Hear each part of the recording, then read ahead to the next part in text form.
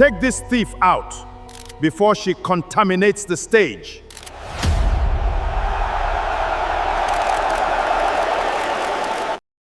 Victor Coker's voice thundered across the Lagos Convention Hall as two security men seized Tola Adebayo. Cameras flashed. Doctors and investors watched while her staff card struck her faded orange blouse. She entered through the service door. Victor sneered. Now she thinks stealing confidential files will make her important. Tola struggled. Her cream document bag tore open. Bank records scattered across the black marble floor. Then a yellowed letter slid beneath billionaire Daniel Coker's shoe. Daniel bent down. The moment he saw the handwriting, the blood drained from his face. It was his own. Grace, wait for me beside the back gate. I will not let them send you away. 27 years earlier, he had written that promise to a woman his family branded a thief. Now her daughter was being dragged away the same way. Lock every door, Daniel said. The hall went silent. Do not leave this story, because what happened next destroyed a respected dynasty. Comment where you are watching from and your local time, then subscribe. Because the truth inside that letter was only the beginning. 11 days earlier, at exactly 6:13 in the evening, Tola Adebayo shut down the last scanner on the archive floor of Coker Meridian Health Group. She did it the same way every day. First, she checked the transfer log. Then she counted the sealed folders waiting for the night shift. Then she wiped the glass surface of the scanner with a square of clean cotton, because the machine always left a thin gray line across old documents when dust gathered beneath the lid. Nobody had taught her to do that. She had noticed it herself.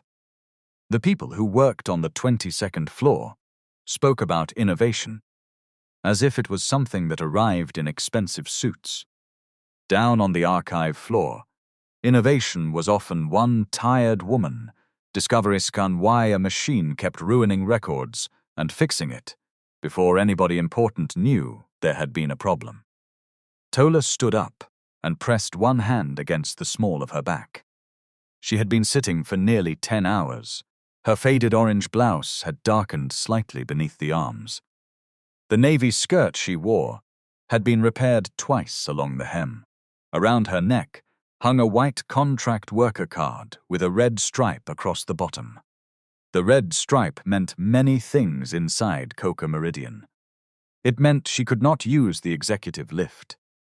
It meant she had to enter through the side security gate.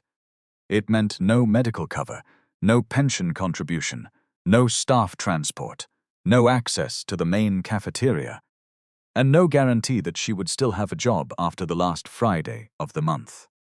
Yet the records she handled contained the most private details of people's lives. Cancer diagnoses, pregnancy losses, mental health assessments, HIV results, birth complications. The company trusted her with secrets that could destroy families, but it did not trust her enough to give her a permanent staff card. Tola, are you still here? Her supervisor, Bamidele Arinze, appeared at the glass door with his laptop bag hanging from one shoulder. He was 41, broad around the stomach, and permanently worried about people above him. He rarely shouted unless an executive was close enough to hear. I'm leaving now, sir, Tola said. Bamidele glanced at the folders on her desk. You finished batch 7? Yes, sir.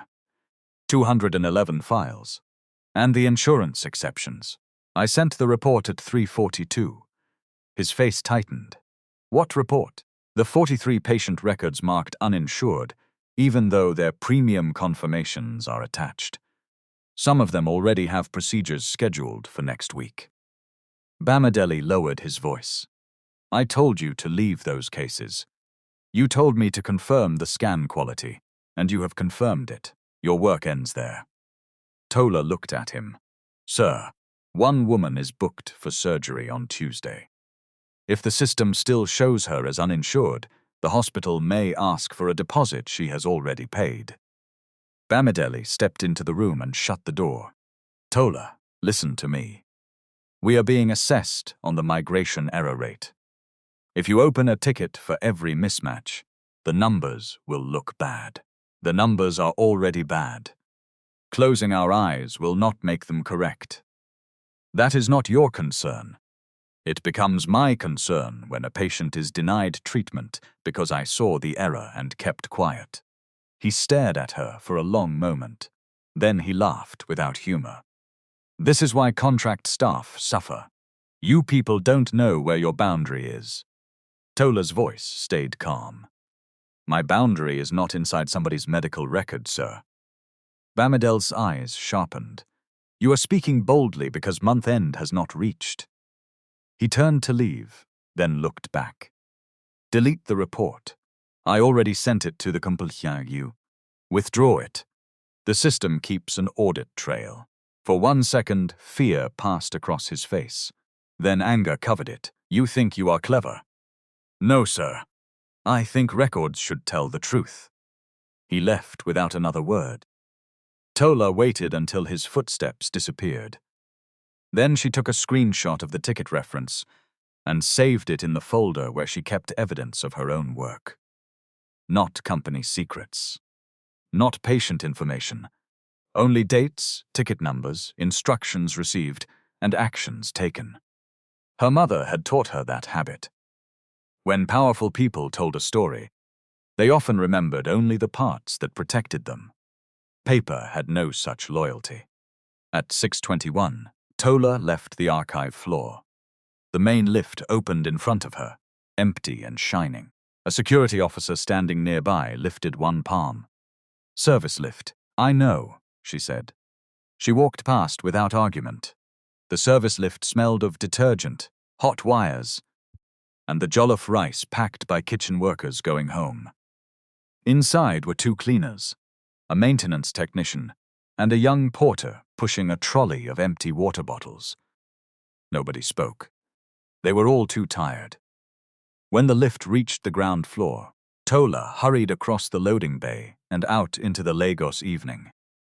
The city met her with horns, heat, shouting conductors, smoke from roasted corn, and the stubborn press of people trying to reach home before darkness thickened the traffic. She checked the time. 6:29. If the bus moved well, she could reach Ebute Metta by 7:35. Grace's evening tablets were due at 8. The renal dietitian had warned her not to give the blood pressure medicine too late. Tola adjusted the cream document bag on her shoulder and joined the queue for a bus heading toward Yaba. She did not know that, 12 floors above her, Daniel Coker was reading the report she had been ordered to delete. Daniel sat alone in a glass meeting room overlooking Victoria Island. At 51, he had the kind of face newspapers described as controlled, deep brown skin, close-cut hair with grey at the temples, a strong mouth that rarely moved before he had considered the cost of every word. He wore a cobalt blue suit that evening, but the jacket lay over the back of a chair. His white sleeves were rolled to the elbow.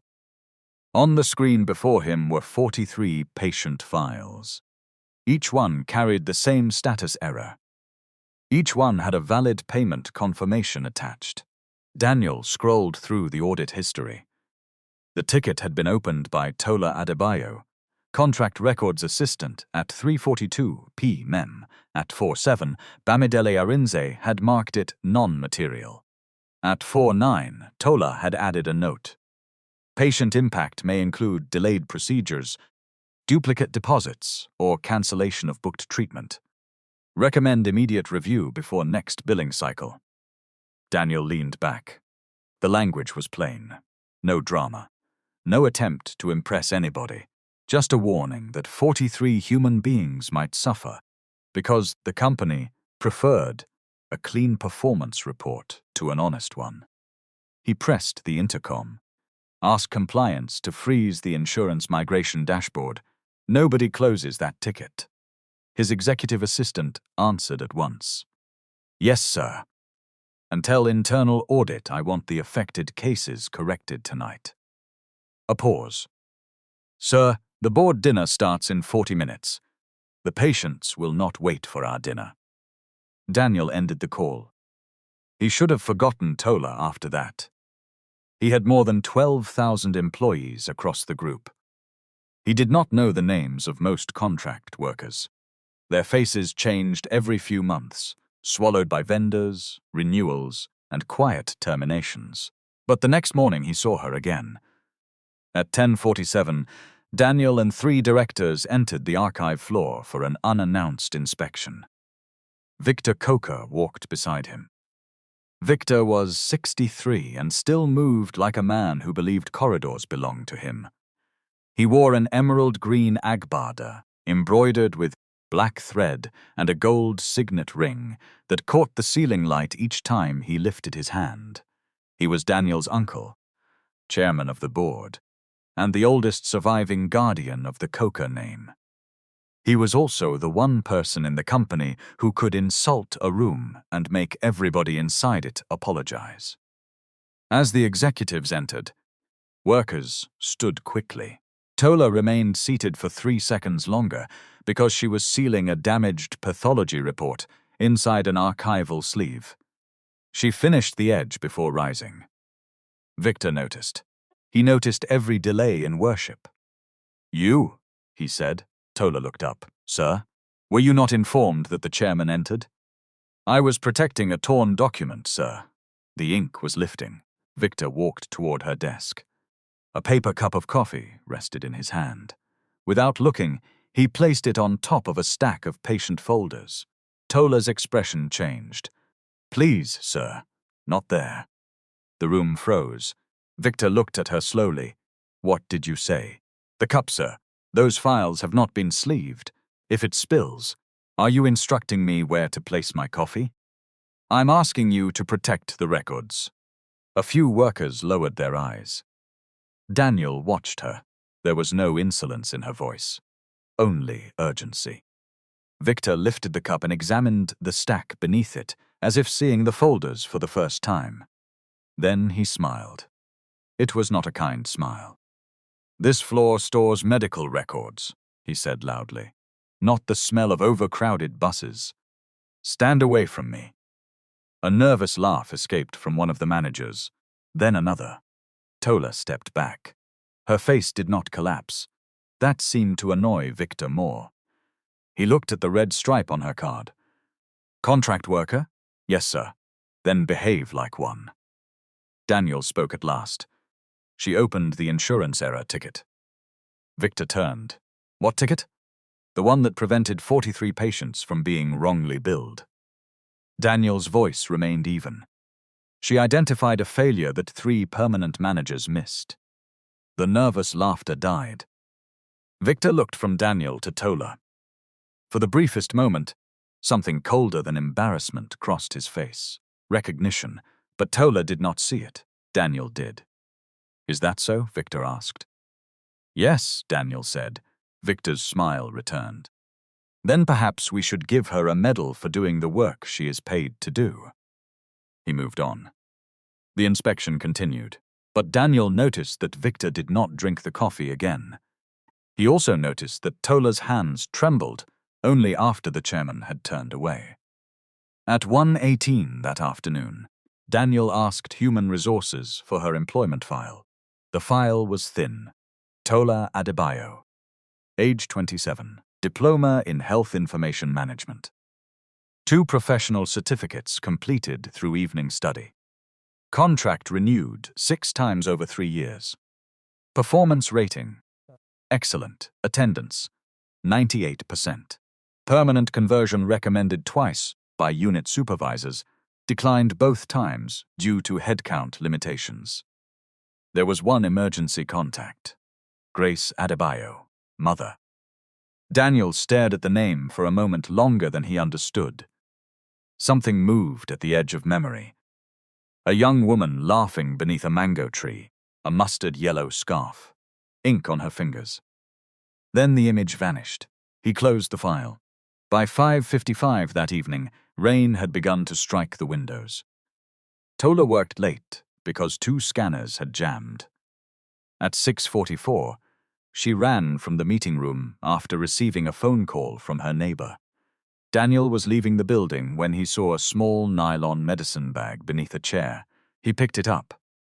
Inside were 2 blister packs, an inhaler, a folded renal clinic card, and a prescription stamped by a specialist hospital in Surulere.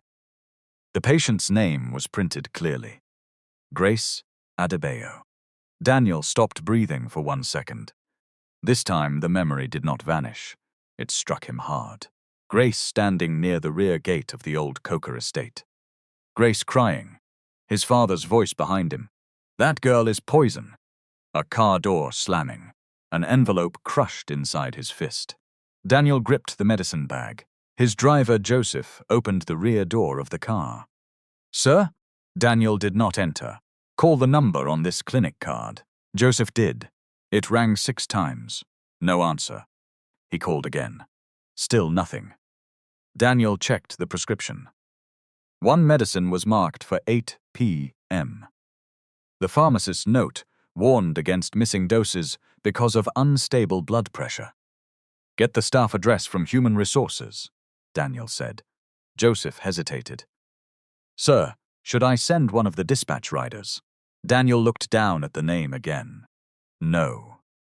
He knew how it could appear for a chief executive to arrive at a junior worker's home without warning.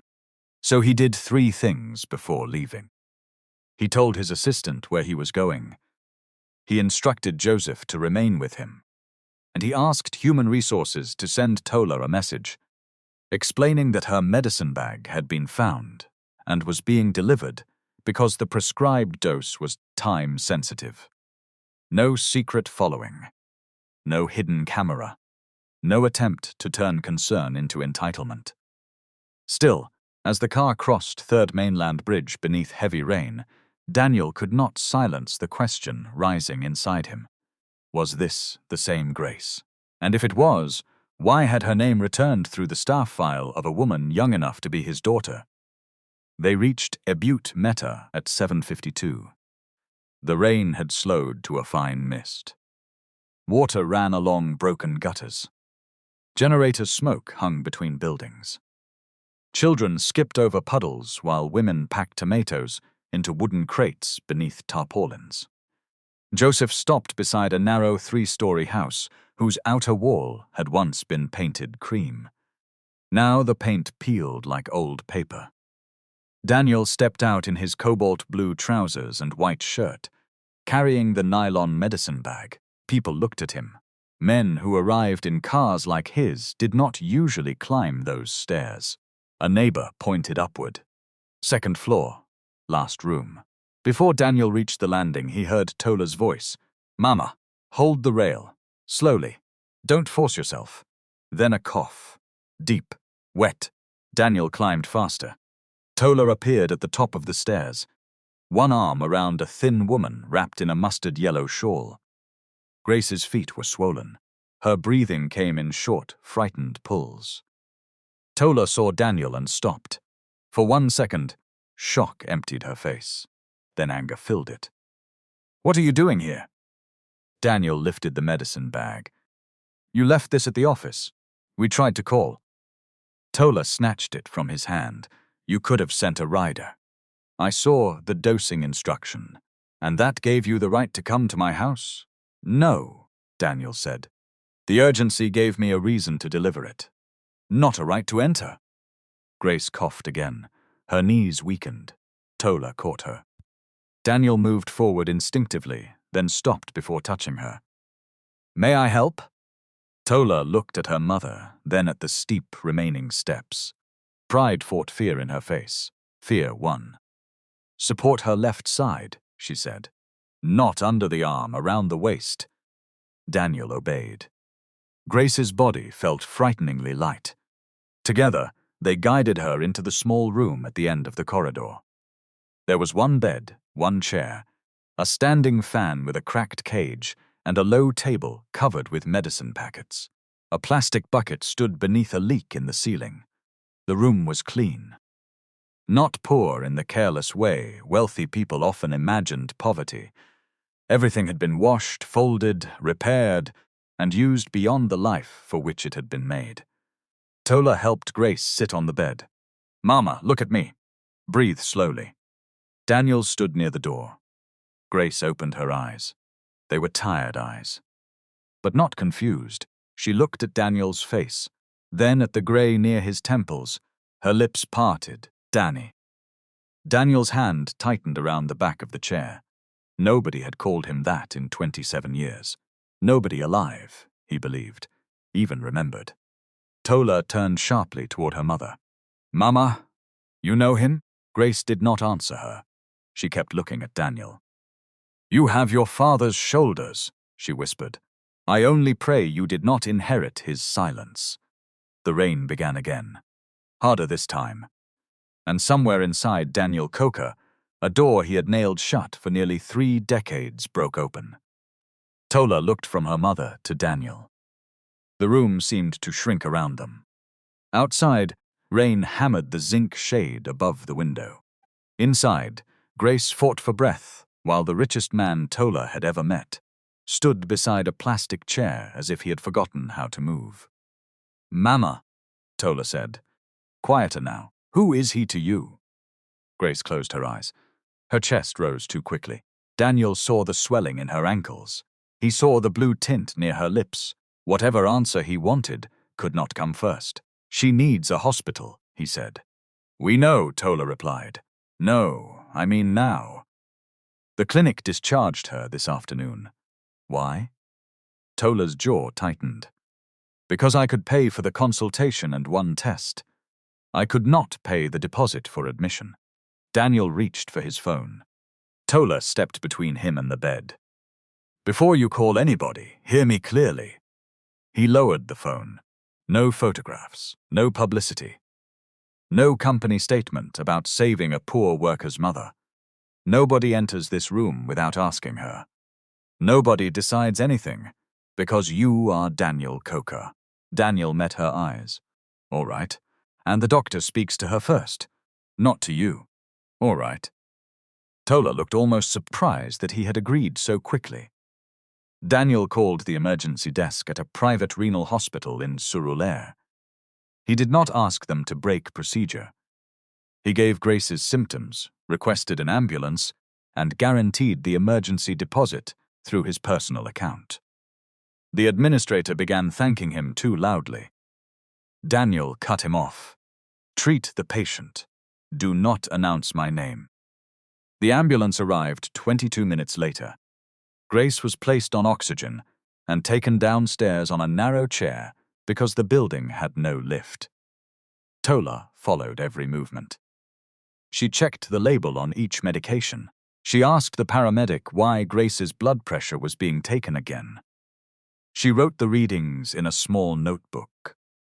Daniel stayed behind them. He did not touch Grace again without permission.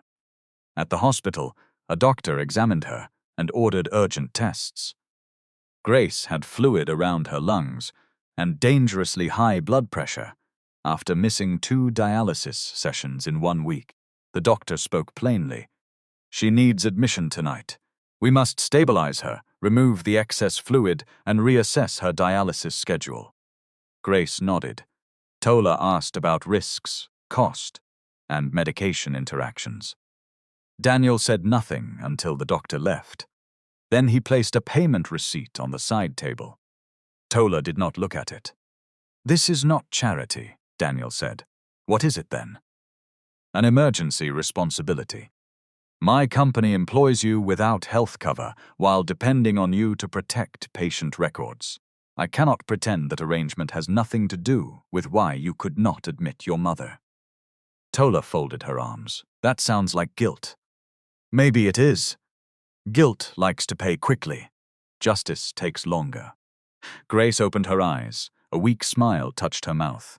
"She still talks like me," she murmured. Daniel turned toward her. Grace studied him. "You came," she said. "I should have come 27 years ago." Tola's face changed. "What happened 27 years ago?" Grace looked toward the window. "Not tonight." "Mama."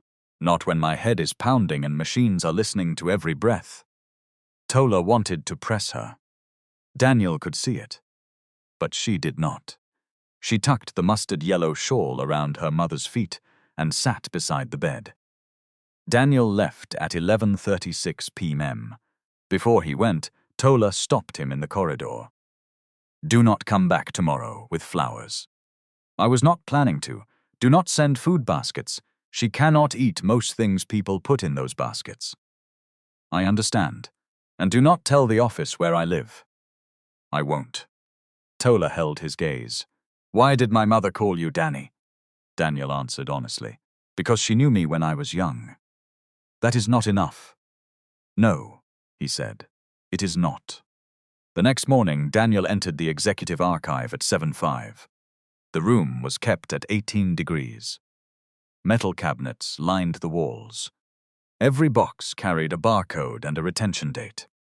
He had ordered a search for Grace Adebayo before sleeping. 3 folders waited on the table. The first contained her employment application from 1998. The photograph clipped to the corner showed Grace at 24. Full cheeks, clear eyes, hair tied back with a scarf. Daniel sat down slowly. He remembered that face.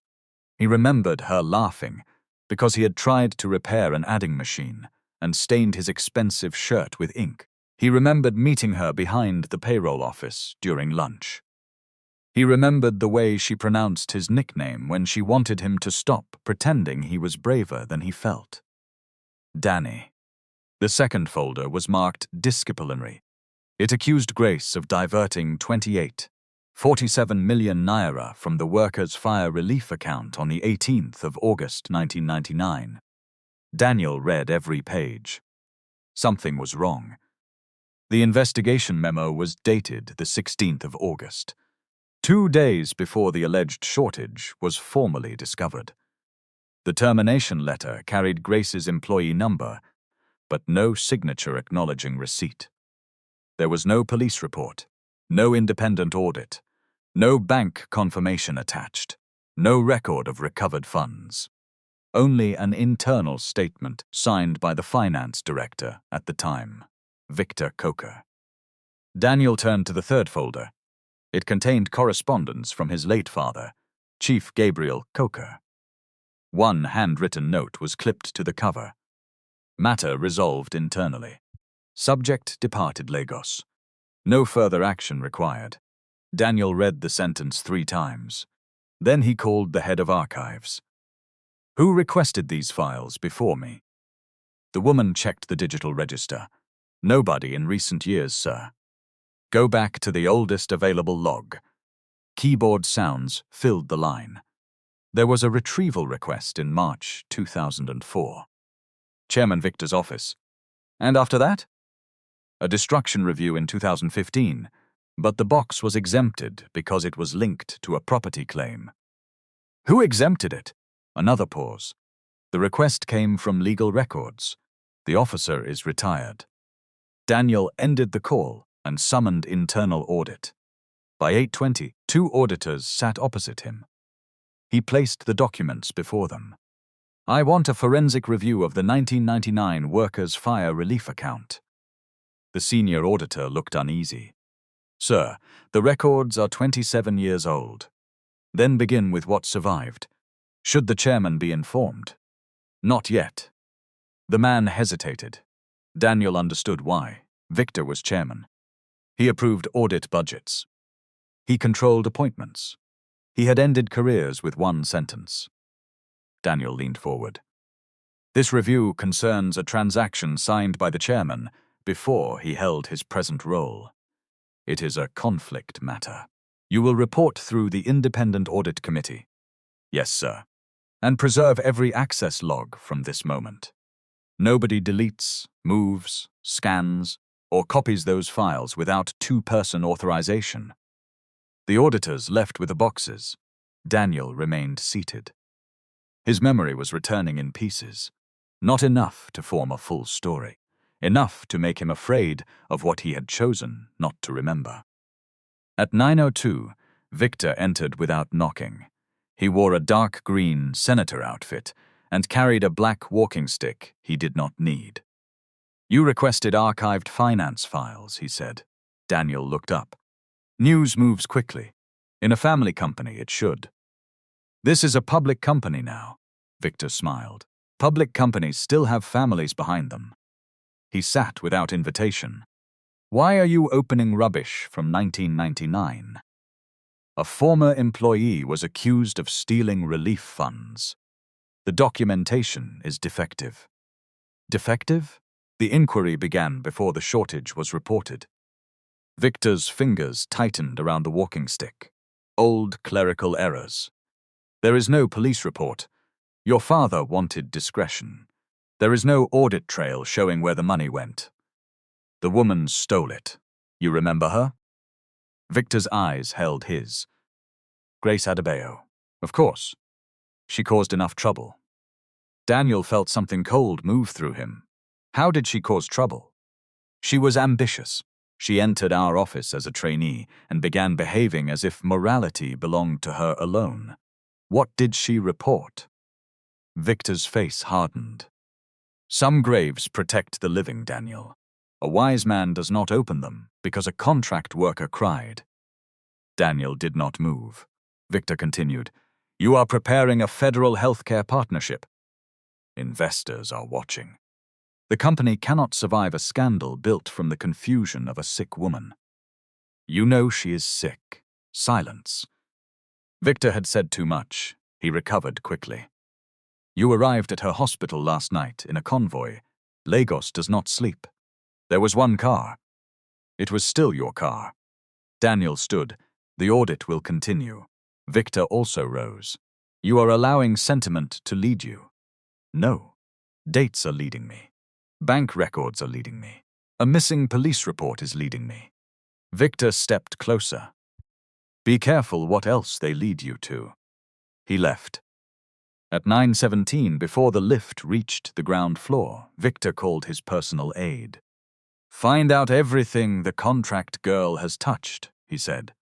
Her files, her messages, her mother's address, and tell legal to review Grace Adebayo's old matter for destruction eligibility. His aide lowered his voice. Sir, the chief executive has frozen the archive. Victor's mouth tightened. Then do not touch the archive yet. Touch the people. Tola returned to work that afternoon because unpaid absence could end her contract. Grace was stable. The hospital had started emergency dialysis. Tola left Ease's old business card on the bedside table before she went. She had met Ease Williams 6 months earlier at a free legal clinic in Yaba after a contract worker in another company was dismissed for reporting sexual harassment. Ease had explained how retaliation often arrived disguised as procedure. Document dates. Keep instructions. Do not remove confidential company information. Ask for reasons in writing. Tola had listened. Now those words returned to her. At 2:14, Bamidele summoned her. He did not offer her a chair. Your access to insurance records has been restricted, he said. Why? Routine control review. Is this because of the ticket? No, Bo. Then put the reason in writing. Bamidele stared at her. Who is teaching you these things? My contract says material changes to my duties should be communicated. Your contract also says the company may reassign you. Then send the reassignment. He leaned back. You think the CEO knows you now? Tola's stomach tightened. I did not ask him to come to my house. So he came? She realized her mistake. Bamidele smiled. Interesting. There was a medical emergency. Of course. The way he said it made dirt out of the truth. Tola placed both hands on the desk. Do you have work instructions for me? You will scan vendor invoices from the old construction division. Those are outside the health record system. Are you refusing? No. I am asking for the scope. He pushed a trolley toward her. 6 dusty boxes sat on it. Start with 1999. Tola looked at the handwritten label. Coca Housing Development. Relief Panochang. her mother's former employer.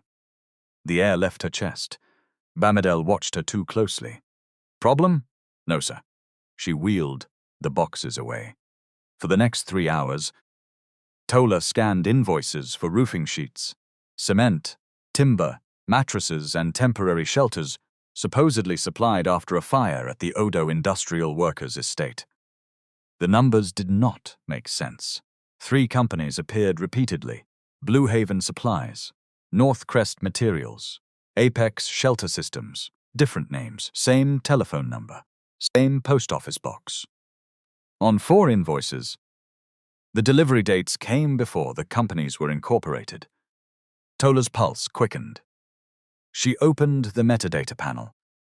The boxes had been requested from storage that morning by the chairman's office, then reassigned to her unit. Why? Was somebody trying to see what she would find? Or trying to place those records under her name before something disappeared? She did not copy the invoices. She did not photograph them. She logged each anomaly through the approved quality control system and wrote down only the ticket numbers in her private notebook. At 5:38, Bamidele returned. You can stop. I have 2 boxes left. Stop now. I found duplicate vendor details. His face went blank. Delete the quality notes. Why? Because those records are outside your assignment. You assigned them to me. I assigned scanning, not investigation. A duplicate address affects indexing. Tola, his voice dropped. Do you want your job? She looked at him. I want to do it properly. That was not my question. He wheeled the trolley away himself. That evening, Tola reached the hospital at 7:26. Grace looked better. Her breathing had slowed. The swelling around her eyes had reduced. Daniel sat in the visitor's chair. No flowers, no food basket, no camera. Tola stopped at the door. I told you not to come with gifts, she said. Daniel lifted the object in his hand. It was an old photograph. I brought a question. Grace saw the picture and closed her eyes. In it, a younger Grace stood beside a younger Daniel outside a payroll office. She wore a mustard yellow scarf. He had ink on his white shirt. Both were laughing. Tola took the photograph. Her mother's face was unmistakable. Daniel's too. What were you to each other? Tola asked. Grace looked at Daniel. Cowards should answer for themselves. Daniel received the words without protest. We were in love, he said. The room went still. Tola stared at him. Then she looked at Grace. You never told me. I told you your father chose his family over us. You said he did not know where we were. He did not know enough, Grace replied. But he knew enough to search harder. Daniel lowered his head. Tola's voice became very quiet. Why are you here now? Because the records say your mother stole 47 million naira, Daniel said, and the records are lying. Grace turned toward him. For the first time since he had entered, fear appeared in her face. Who opened the file? I did. Did Victor see? Yes. Grace tried to sit up too quickly. The monitor beeped. Tola steadied her. Mama, calm down. Grace gripped her daughter's wrist. If Victor knows that file is open, he will not wait. He never waited before. Daniel leaned forward. What happened in 1999? Grace looked at the closed door. Then at Tola. Then back at Daniel. The money was not stolen by one frightened trainee, she said. It was moved through 3 companies that did not truly exist. I saw the vouchers. Ibrahim saw the payroll adjustments. Your uncle signed the approvals. Daniel's mouth went dry. And my father? Grace's eyes filled, but her voice did not break. Your father protected Victor. Then he destroyed my name, because I had seen too much. Tola sat down slowly. Grace continued. The fire had left 117 families without homes. That money was meant for roofing sheets, rent support, mattresses, and food. Victor moved it into a hotel project. When I questioned the invoices, they said I had taken cash from the relief account. Why was there no police case? Tola asked. Because police would have asked for bank records. Your grandfather wanted me guilty, not investigated. Daniel closed his eyes. A memory returned. Grace at the back gate. Her suitcase on the ground. A security man holding her elbow. His father standing beside a black Mercedes. Daniel shouting. Victor saying, "The thief is lucky we are not prosecuting." Then Grace looking directly at Daniel. Not begging, waiting for him to keep his promise. He had taken one step toward her. His father had said, "Choose." Daniel had stopped. Grace watched the memory pass across his face. "You remember now?" she said. He opened his eyes. "Not everything." Enough to know silence also has fingerprints. Tola stood. She walked to the window and pressed both palms against the sill. Daniel wanted to speak to her. He did not know what language could cross 27 years of absence. Grace saved him from trying. "There is more," she said. Tola turned. Grace looked at Daniel. "When they drove me from the estate, I was carrying your child." The monitor continued its steady rhythm. Daniel did not breathe. Tola's face emptied. Grace reached for her daughter's hand. "Tola," she said. "Daniel Coker is your father." Tola did not cry. That was the first thing Daniel noticed. She stood beside the hospital window, with both hands hanging at her sides, very still, as if one careless movement might scatter her into pieces. Outside, the lights of Surulere blurred through the glass. Inside, the man whose name appeared on buildings, ambulances, university halls, and scholarship banners waited for a 27-year-old contract worker to decide whether he was permitted to remain in the room. Tola looked at Grace. "Are you sure?" "Yes." Did he know? "I tried to tell him. That is not what I asked." Grace swallowed. "He knew I said I was pregnant. He was told I was lying." Tola turned to Daniel. "And you believe them?" Daniel could have defended himself. He could have described his father's violence. The locked room. The passport taken from his drawer. The flight to London booked before dawn. The letters intercepted. The threats that Grace would be arrested if he returned. All of it was true. None of it answered the larger question. "At first, I was forced away," he said. "Later, I chose the easier version of what happened." Tola's eyes hardened. "What does that mean?" "It means I searched for a few months, not well enough.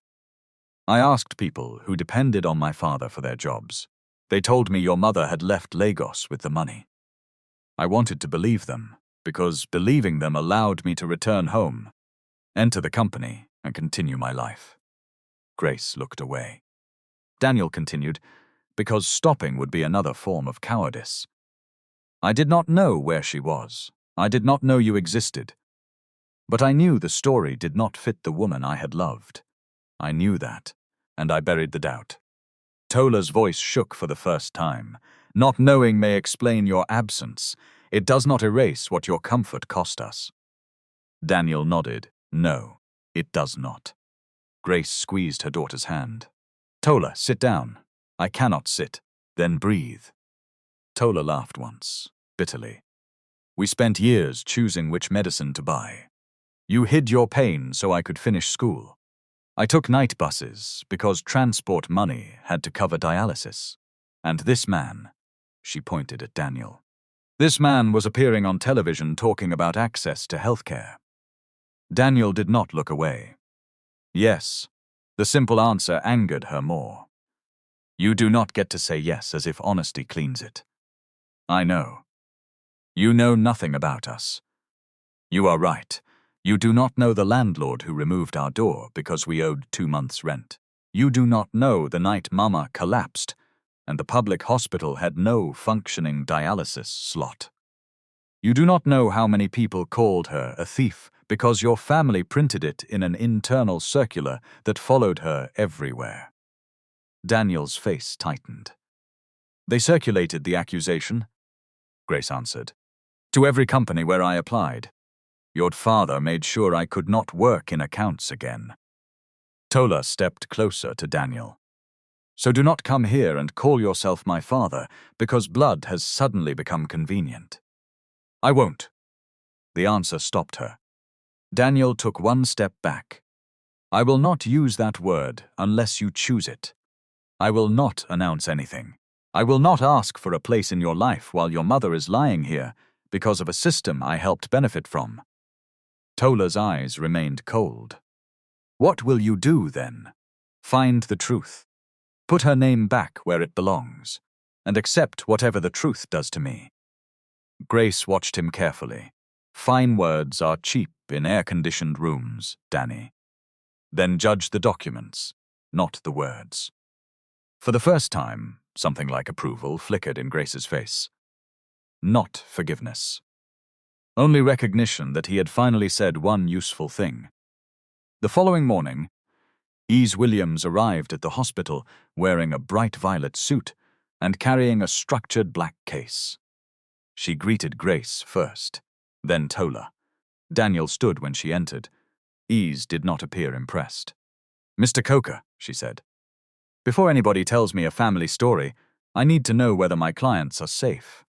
Your clients? Grace and Tola. Not you. Daniel nodded. Understood. Ease placed a small digital recorder on the table, but did not switch it on. Grace, do you want this man present while you speak with me? Grace considered Daniel. Yes, for now. Tola? Yes. Ease turned on the recorder only after both women gave verbal consent. She asked Grace to state her name, age, and whether she understood the conversation. Then she listened. She did not interrupt when Grace described the fire at Odo Industrial Workers Estate. She wrote down dates. She asked how Grace obtained each document. She separated what Grace had seen personally from what others had told her. When Grace mentioned Ibrahim Yusuf, Ease paused. Is he alive? I believe so. He was older than me, but not an old man then. Where was he last known to live? Ageji. He belonged to a payroll officers' cooperative. Did he keep records? He told me he kept carbon copies of vouchers because the original figures were being changed after approval. Did you ever see those copies? 2 of them. Where? In his office, the week before I was dismissed. Ease wrote carefully. Good. That is a lead, not yet proof. Tola looked at her. You believe Mama? I believe she deserves an investigation that does not begin with a conclusion. Ease's tone softened. Belief matters between people. In court and in corporate review. We also need records that can survive attack. She opened her case and removed transparent evidence sleeves, labels, and a notebook. From now on, do not hand any original document to Daniel, Victor, the company, police, journalists, or even me without a receipt and a record of who touched it. Photograph the condition of each item. Note where it came from. Keep one indexed copy with me and another in a separate secure location. Daniel spoke. I can provide company storage. No, Ease said at once. He accepted the refusal. Fair. Ease looked at Tola. Do not email yourself confidential files from work. Do not take patient data. Do not secretly copy every document you see. That could turn a genuine complaint into a criminal allegation. Tola nodded. I wrote only ticket numbers and instructions. Good. Keep doing that. What if they dismiss me? Ask for the reason in writing. Save your contract. Save performance records you are legally entitled to keep. Record dates and witnesses. Do not threaten anyone. Do not post accusations online. Grace watched Ease with tired admiration. You speak like somebody who has seen this before. Too many times. At 11:10, Daniel signed a written undertaking prepared by Ease. It stated that Grace's medical expenses would be covered without publicity, waiver of claims, control over her story, or obligation to participate in company events. It also stated that any DNA testing would happen only with Tola's informed consent and through an independent accredited laboratory. Tola read every line. You agree that payment does not buy access to us? She asked. Yes. You agree not to call me your daughter publicly? Yes. You agree not to send anyone to my house? Yes. She signed after Grace. Daniel signed last. At the Coca Meridian headquarters, Victor was not waiting. He was moving. By noon, Bamidele had received a draft termination letter for Tola. The reason given was unauthorized expansion of work scope and possible improper access to legacy finance records. Bamidele read it twice. His hands sweated. He had followed instructions. He had assigned the boxes because Victor's aide told him to. He had told Tola to stop. Now the letter made it appear that she had chosen those records herself. He called the chairman's aide. This is not accurate, he whispered. Accuracy is a luxury when risk is moving. She did not request the files. Then perhaps you did. Bamidele went silent. The aide continued. Sign the incident report before 5. At 2:03, Tola's staff card stopped working. The red light flashed at the archive door. She tried again. Denied. A security officer approached. HR wants you downstairs. Tola's heart began to pound. Am I suspended? I don't know. Please state your name for my record. The officer blinked. My name? Yes. You are escorting me from my work area. I need to note who was present. He looked uncomfortable. Samuel Okere. Thank you, Mr. Okere. She did not resist. She did not create a scene. She walked with him to Human Resources, where Bamidele and a legal officer waited. The legal officer slid a letter across the table. Your contract is terminated with immediate effect. Tola read the stated reasons. Improper access. Failure to follow scope. Potential data security breach. She looked at Bamidele. Did you tell them you assigned the boxes? He did not answer. Mr. Aarons? His eyes stayed on the table. The legal officer said, This meeting is not a debate. Then, note that I dispute every allegation and request the access logs, assignment instruction, and incident report relied upon. You are not entitled to internal documents. I am entitled to the reason for termination. I am asking that my dispute be recorded. It will be recorded. Tola placed the letter back on the table. I will not sign an admission. It is only acknowledgement of receipt. Then write that beside the signature line. The legal officer frowned. Tola added by hand. Received, allegations disputed, no admission of wrongdoing. Then she signed and wrote the time. 2:19 p.m. As she left the building, workers watched from behind glass partitions. Some looked sorry. None came forward. Tola understood them. Rent was powerful. School fees were powerful. Sick parents were powerful. That was how silence reproduced itself. Not always through evil. Sometimes through the arithmetic of survival. Still, understanding did not make the loneliness lighter. At 3:07, Ease filed a formal preservation notice on behalf of Grace and Tola. It demanded that Coca Meridian retain access logs, emails, CCTV footage, archive requests, employment records, and all documents connected to the 1999 relief account. At 3:26, Daniel received the notice.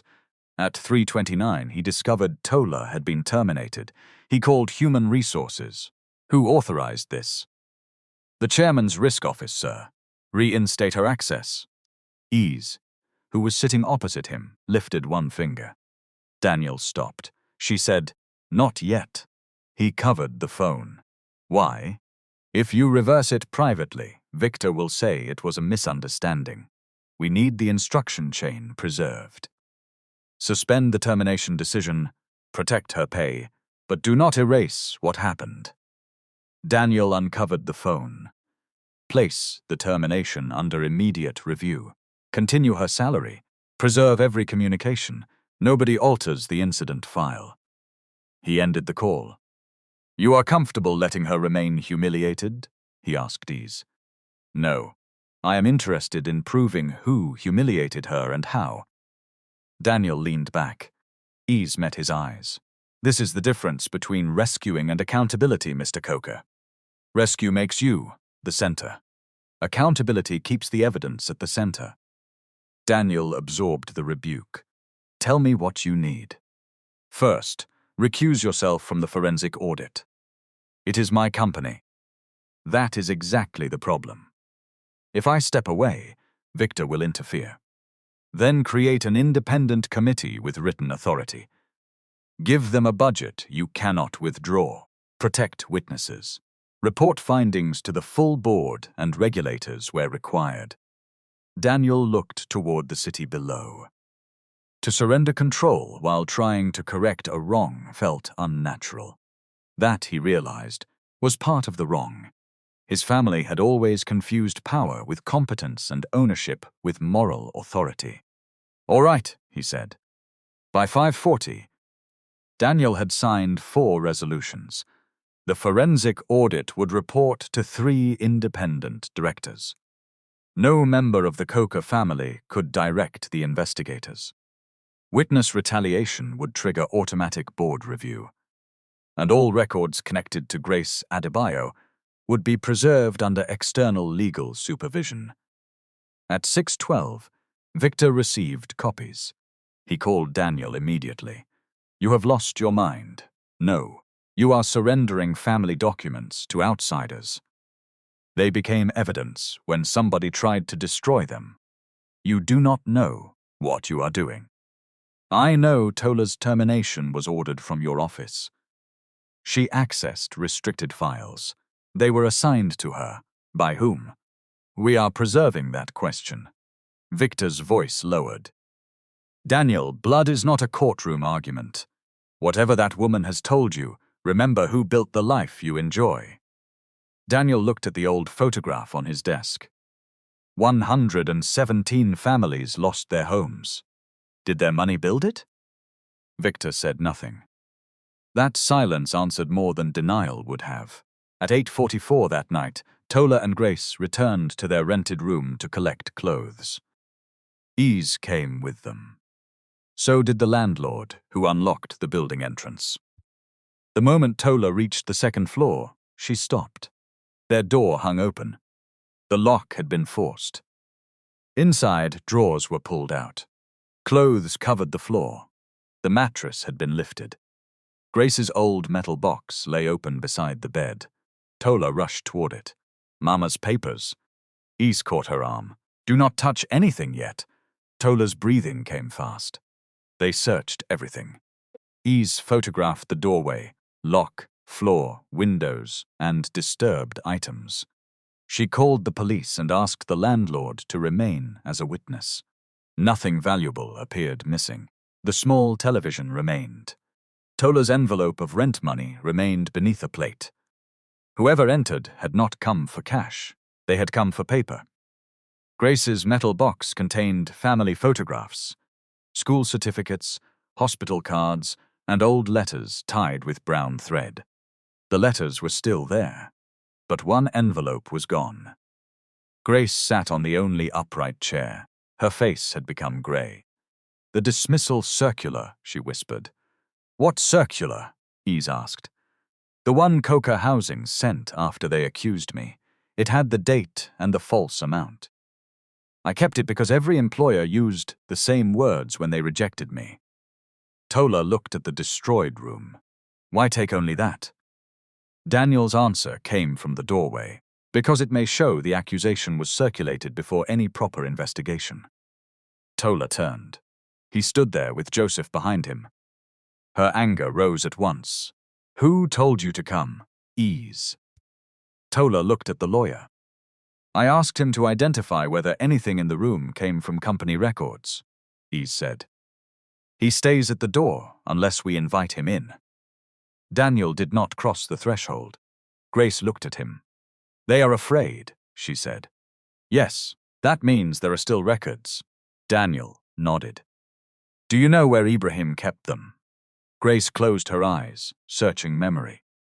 He belonged to Unity Payroll and Accounts Cooperative. Their office used to be behind Penn Cinema. Ease wrote it down. Tola looked at the broken lock. "We cannot leave Mama here," Daniel said. "The hospital has a step-down apartment for renal patients." Tola's expression hardened. "No hidden conditions?" "None. Ease can review everything." Grace spoke before her daughter could refuse. "I will go." Tola turned to her. "Mama, I am tired of proving strength by sleeping behind a broken door." That sentence silenced everyone. Strength, Grace understood, was not the same as refusing safety. Poor people were often praised for endurance because endurance was cheaper than justice. At 10:31, the police completed an initial report. At 11:08, Ease sealed the remaining letters in evidence sleeves. At 11:43, Grace and Tola entered the hospital apartment. Daniel remained outside while they settled in. Before he left, Tola approached him. "Did you send somebody to our room?" "No. Can you prove it?" "Not with words. But my phone, driver log, security record, and communications are available to the investigators." She studied him. Good. It was not trust. But it was the first time she had asked him for proof instead of telling him to disappear. The next morning, Victor's aide stood inside an underground car park with Bamidele Arinze. "You failed to collect the old circular," the aide said. "I did not enter their house. Somebody did. I only signed the incident report." The aide stepped closer. "And you will maintain that Tola selected the boxes herself?" "That is false. Your mortgage balance is 6 million naira. Your wife's surgery is next month. Your eldest son's university invoice is unpaid." Bamidele's face collapsed. "How do you know that?" "The company knows what it needs to know." The aide placed an amended statement in his hand. "Sign." Bamidele looked at the paper. For years he had told himself he was not cruel, only cautious, only practical, only a man protecting his salary. Now his caution had become a weapon in somebody else's hand. He signed, and in doing so, he moved the blade closer to Tola's throat. Unity Payroll and Accounts Cooperative had not disappeared. It had moved. The old Penn Cinema office had been demolished 12 years earlier, but a faded signboard at the New Agege branch still carried the same registration number, Grace remembered. Ease found it through the Corporate Affairs Commission archive and a retired union directory. At 9:15 on Monday morning, she, Tola, and Daniel entered a narrow office above a pharmacy. The walls were covered with framed photographs of retired accountants receiving plaques. A dusty ceiling fan turned without cooling the room. The cooperative secretary listened to Ease's request and shook his head. "We cannot release member information." "We are not asking for an address," Ease said. "Please forward a sealed letter to Ibrahim Yusuf and allow him to decide whether to respond." The man looked at Daniel. "Is this about Coca housing?" Daniel answered. "Yes." The secretary's expression changed. "Ibrahim warned us that one day somebody would come." Tola leaned forward. "Is he alive?" "He is alive." "Can we speak with him?" "Not because a billionaire came with a lawyer." Tola glanced at Daniel. Daniel gave a small nod. The secretary continued. "I will call him. If he says no, it is no." He went into the back room. They waited 11 minutes. When he returned, he held a phone toward Tola. "He wants to speak to Grace's daughter." Tola took it. "Good morning, sir," a thin elderly voice answered. "What color scarf did your mother wear the day they removed her?" Tola looked at Daniel. He did not speak. "Mustard yellow," she said. "I have seen it in a photograph. And what did she call the young coca boy?" Tola's eyes moved to Daniel again. "Danny." There was a long silence. Then Ibrahim said, "Come to my house." "But the coca man will sign something before I open my door." Ibrahim Yusuf lived in a modest bungalow in Dopamu, with a mango tree leaning over the fence. At 71, he was tall but bent slightly at the waist. His beard was white. His eyes were sharp. He did not shake Daniel's hand. Instead, he placed a 2-page document on the veranda table. Ease read it. It required Daniel to confirm that the investigation would be independent. Ibrahim would not be sued for breaching old confidentiality clauses when reporting suspected crime. No employee or retiree who assisted the inquiry would face retaliation. The records would be copied in the presence of legal representatives. And Daniel would step aside from the audit committee because of his personal and family conflict.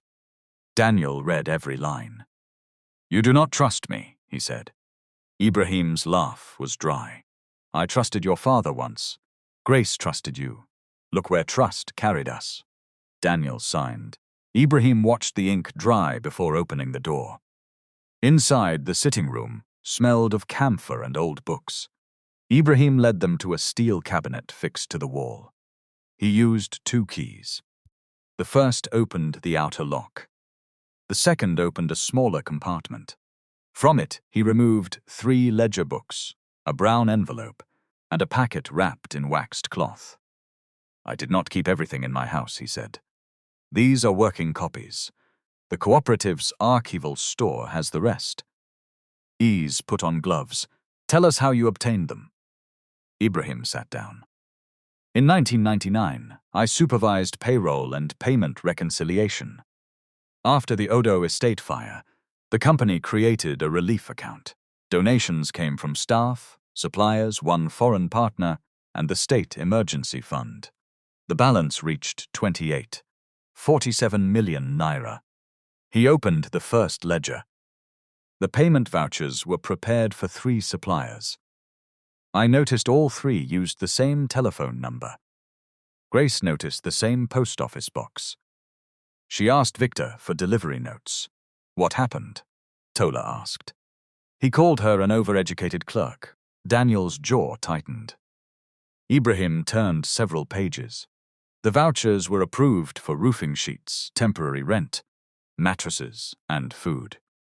But the bank reconciliation showed funds moving to an account controlled by Meridian Leisure Holdings. Daniel frowned. That was the company that developed Coca Sands Hotel. Yes, who owned it? Ease asked. Ibrahim looked at Daniel. Victor held 40% through a nominee. Chief Gabriel Coca held another 40. The remaining 20 belonged to an external investor. The room fell silent. Ibrahim removed carbon copies of transfer instructions. The figures matched the relief account. He had signed 1 reconciliation sheet. Grace had initialed another. Victor's signature appeared on the approvals. Why did you not go to the police? Tola asked. I tried to report internally first. By the next morning, security removed Grace. My own office was searched. They transferred me to a warehouse payroll unit in Kaduna. My wife was pregnant. I was afraid. His voice thickened. I copied what I could and kept quiet. Grace's sentence returned to Tola. Silence also has fingerprints. Ibrahim lowered his eyes. I told myself I was protecting my family. But every year I remained silent. Grace carried the shame. Daniel asked, Did my father know she was innocent? Ibrahim opened the brown envelope. Inside was a typed meeting note dated the 21st August 1999. Present, Chief Gabriel Coca, Victor Coca, Ibrahim Yusuf, Head of Security, Company Secretary. One sentence had been underlined in blue ink. Chairman directed that police involvement be avoided to protect associated project accounts and family reputation. Daniel read it twice. His father had not been deceived. He had managed the cover-up. Ibrahim opened the waxed packet. Inside were 6 letters. All were addressed to Daniel. All were written by Grace. None had been opened. Tola looked at Daniel. How did these reach you? Ease asked Ibrahim. They did not. Grace left them with the gate clerk. He brought them to me after security dismissed him. He said Chief Gabriel had ordered all letters destroyed. I kept these. Daniel picked up the first envelope with gloved fingers. The date was the 22nd August 1999. His hand shook. Ease said, "We will photograph and catalogue them before opening." Daniel put it down. For once, procedure mattered more than his hunger for an answer. By 1:40, every item had been photographed, numbered, and sealed. Ibrahim signed a witness statement describing where the records had been stored and who had handled them. The cooperative secretary confirmed the archival deposit. Ease arranged for an independent forensic document examiner to inspect the paper, ink, signatures, and age of the records. No dramatic suitcase of perfect evidence. No single page capable of solving everything. Just many ordinary records that supported one another. Dates, amounts, signatures, bank references, witness memory, and the quiet patience of people who had kept pieces of truth alive. That afternoon, Daniel visited Grace with copies of the catalogued letters. Tola sat beside her. "Do you want him to read them here?" Ease asked. Grace shook her head. "No, those letters were written to him. Let him meet the man he was alone." Daniel took them home. At 11:22 that night, he opened the first copy in his study. "Danny, they have accused me of taking money from families who lost everything. You know me.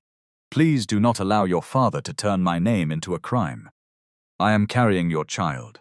I found out 3 days ago. I am afraid, but I am not ashamed." The second letter described being pushed from the estate. The third gave the address of a cousin in Mushin. The fourth said she had waited 6 weeks. The fifth said the cousin's landlord had forced them out after men from Coca Housing came asking questions. The sixth was written 3 months later. "I will not write again. I cannot raise this child beside a gate, waiting for a man who has chosen comfort.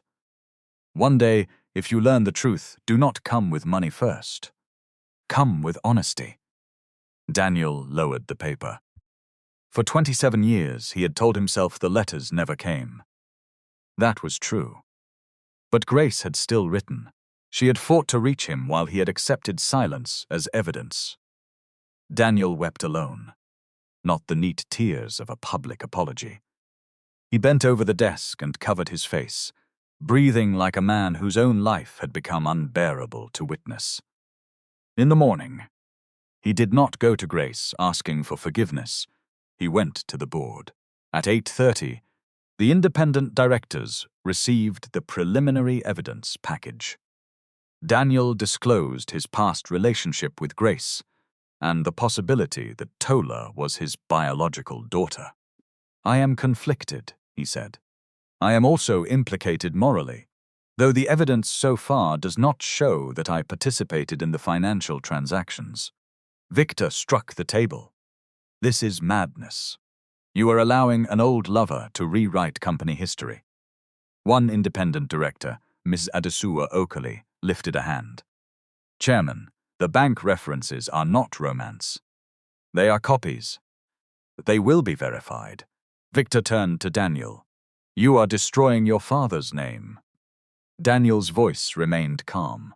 If his name depends on Grace carrying a false crime, then it has already destroyed itself. The board authorized external forensic accountants, outside counsel, and a secure evidence room. Victor voted against all 3 resolutions. The minutes recorded it.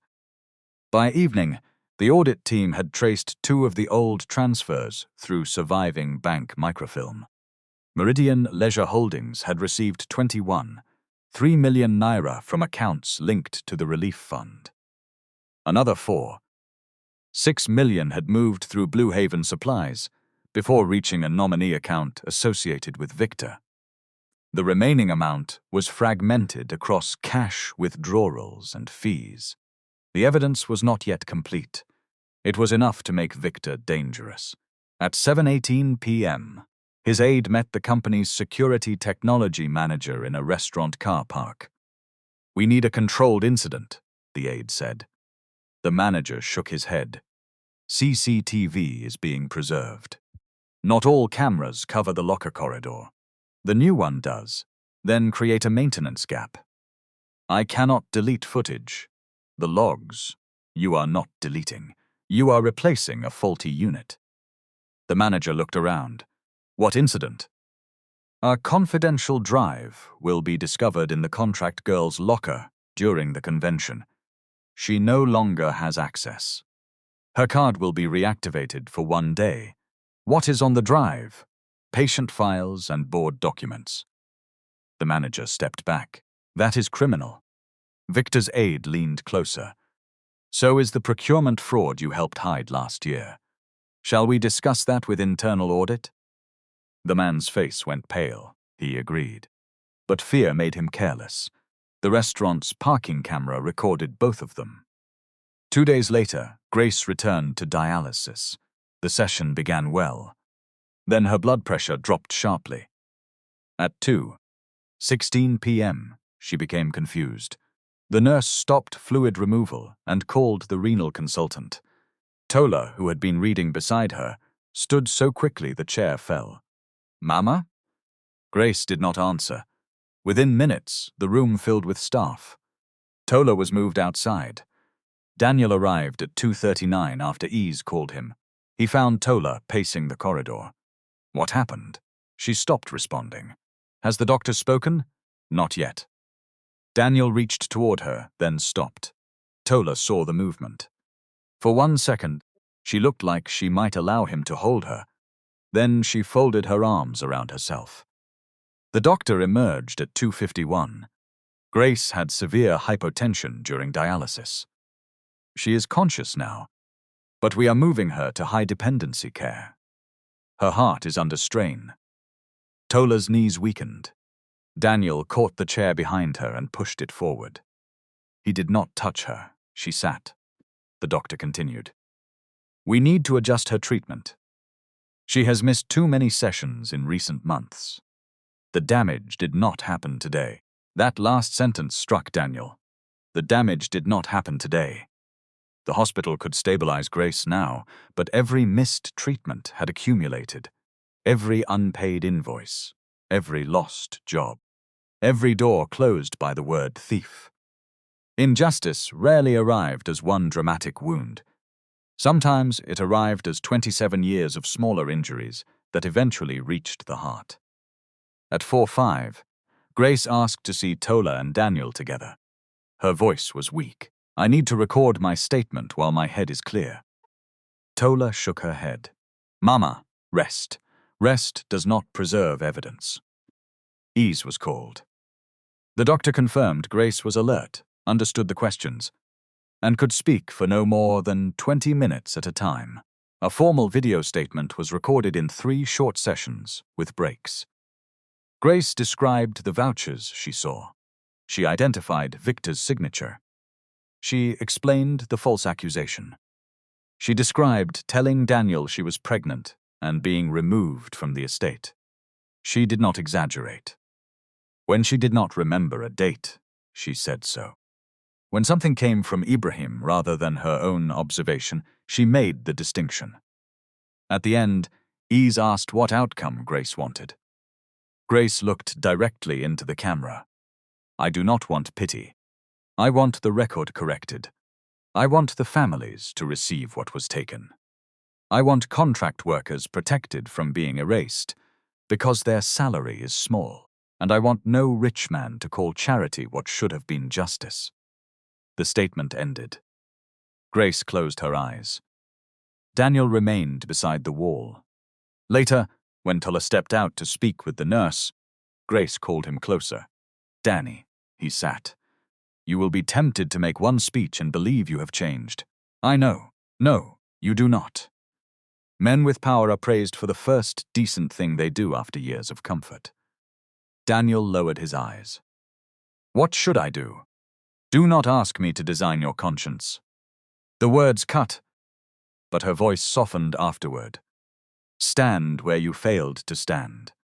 Tell the truth even when it removes your chair. Then keep telling it after the cameras leave. Daniel nodded. Grace looked toward the doorway where Tola had disappeared. And do not force yourself into her life, because you have finally discovered blood. She is not an empty room waiting for furniture. I understand. You are learning. That was all she gave him. By the 9th day, the forensic audit had enough evidence to prepare an interim report. The annual Coca Meridian launch, Healthcare with Dignity, was 48 hours away. More than 800 guests had registered.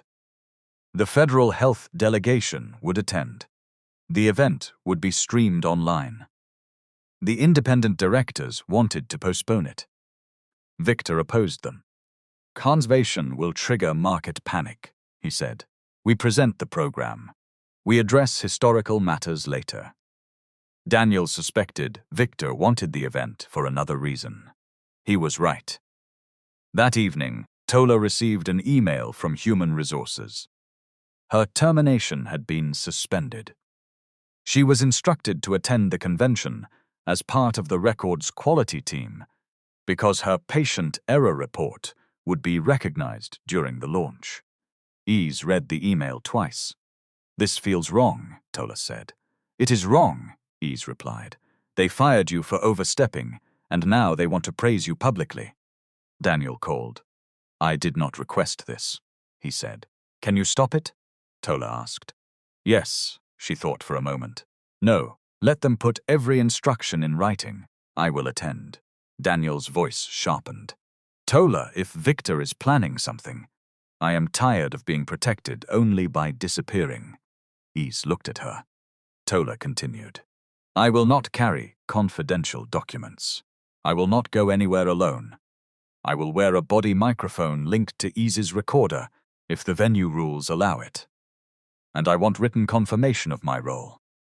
Ease nodded slowly. "That is a defensible plan." Daniel did not like it, but he had promised not to confuse authority with ownership. "All right," he said. "My security director will not report to Victor for the event. CCTV retention will be mirrored off-site." Victor's trap was already moving. At 6:32 the next morning, the security technology manager created a 12-minute maintenance window on the locker corridor. At 6:35, Victor's aide entered wearing a technician's jacket. He opened Tola's old locker with a master key and placed a black encrypted drive beneath a folded safety vest. He did not know that Daniel's team had installed a temporary backup camera the night before. He also did not know the maintenance request had been copied automatically to the independent investigators. At 6:44, he left. At 7:03, the backup camera uploaded the footage to an external server. The Truth had watched him prepare the lie, but nobody reviewed the footage before the convention. Not yet. So when the doors of Eco Convention Center opened the following evening, Victor still believed he controlled the stage. The convention hall glittered beneath chandeliers and television lights. A white and gold banner stretched across the stage. Healthcare with Dignity.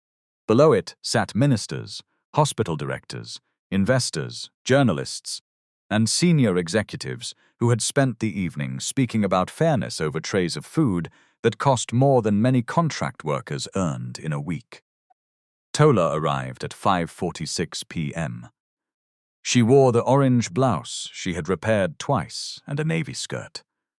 Ease had advised her not to arrive, dressed like an executive version of herself, created for cameras. She was attending as the same worker the company had dismissed. Her cream document bag contained only permitted items: a copy of her contract, the termination letter, the reinstatement email, her notebook of ticket references, copies of Grace's letters supplied by Ease, no patient files, no confidential company records. A small microphone was clipped beneath her collar with the venue's written approval. Ease carried the receiver. Daniel arrived 12 minutes later in a bright cobalt blue suit and white shirt. He did not enter with Tola. He did not approach her in front of cameras. Their connection remained private because she had not authorized disclosure. Victor arrived at 6:20 in an emerald green agbada, black cap, and polished shoes. He moved through the hall, receiving bows and handshakes. When he saw Tola, he paused. Then he smiled. "You came. Your office instructed me to attend. I am pleased you have finally learned obedience." Tola met his eyes. "I came because instructions are clearer when there are witnesses." His smile thinned. "Careful." "I am." At 6:48, an event coordinator led Tola backstage. She was told she would be called during a segment recognizing frontline staff. At 6:53, 2 security officers approached her. "Routine check," one said. Ease stepped forward. "On what basis?" "A data loss alert. We need to inspect Ms. Adebayo's assigned locker. She has not used that locker since her access was suspended. We have an instruction from corporate risk." Ease asked for the instruction in writing. The officer showed her a digital form. It had been approved by Victor's office at 6:41. Ease photographed it. "Mrs. Adebayo will accompany you," she said. "So will I." Victor's aide objected. "This is an internal security matter." Ease displayed her legal authorization. "It became my matter when your company accused my client of misconduct." They walked to the staff corridor. The locker was opened. The black drive sat beneath the safety vest. One officer lifted it in a gloved hand. "What is this?" "I have never seen it," Tola said. The aide folded his arms. "The locker is assigned to you.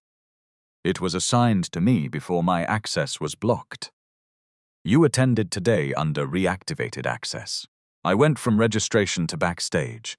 Check the entry logs." The aide looked at the security officer. "Take her phone and bag." Ease stepped between them. "No seizure without consent, contractual authority, or police process. You may request that items be secured in place while we document them." The aide raised his voice. "You are obstructing an investigation. No, I am preventing you from inventing one."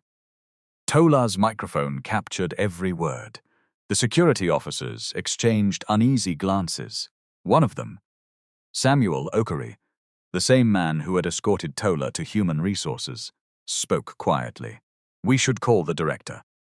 Victor's aide snapped. "The chairman is the director tonight." Samuel did not move. At 7:02, Victor entered the corridor.